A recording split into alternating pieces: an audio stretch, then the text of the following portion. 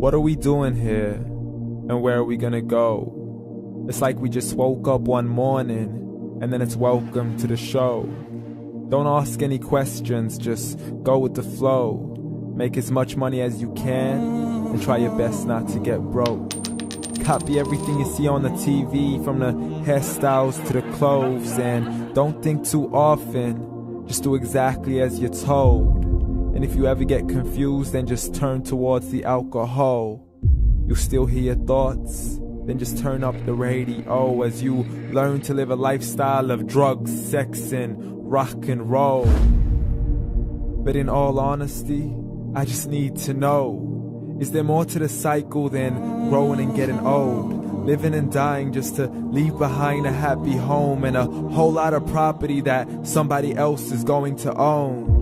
I just really need to know before the casket's closed, 'cause I'm not willing to gamble with my soul, nor am I ready to take any chances. These are just simple life questions and I'm just searching for some answers. Like, what are we doing here? And what is our purpose? How did we get here, and who made us so perfect? And what happens once we go, or is this world all really worth it?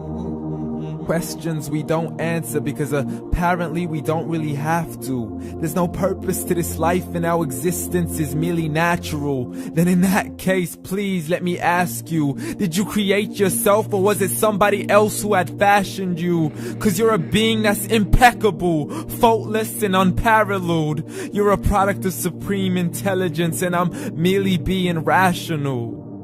For there isn't a camera on this earth that can come close to the human eye, nor a computer that can compete alongside the human mind. And if the whole world was to come together, we wouldn't be able to create a single fly.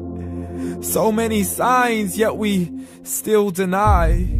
As science tries to justify that all this could come from none, when it's a simple sum. 0 plus 0 plus 0 cannot possibly ever give you 1. So from where did all this order come? But everything has its origins, a maker, a creator of its own. I mean, the only reason you're watching this video is because somebody had to press upload.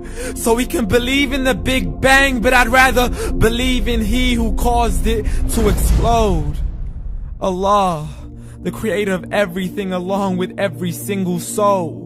The ever-living, the master, the only one who is in control. Unlike his creation, beyond our imagination. And no, he's not a man, nor does he have any partners in association.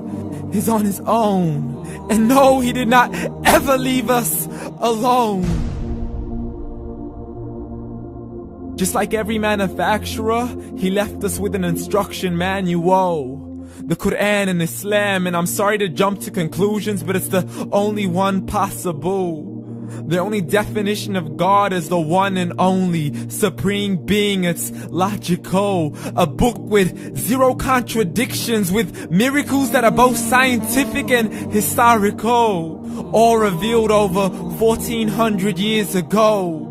Like the detailed description of the human embryo. The descriptions of the human embryo in the Quran cannot be based on scientific knowledge in the 7th century. To the mountains as pegs holding firm the earth below, and the 2 seas that don't mix in a complete separate flow. To the planets in orbit, alternating night and day as they stay in flow. The expansion of the universe and the creation of everything from H2O.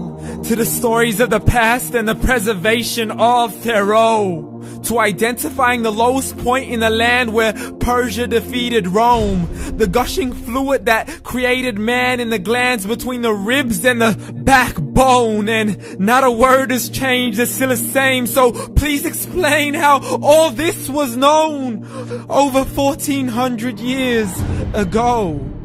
To a man who couldn't read or write, as he would recite whatever the angels spoke.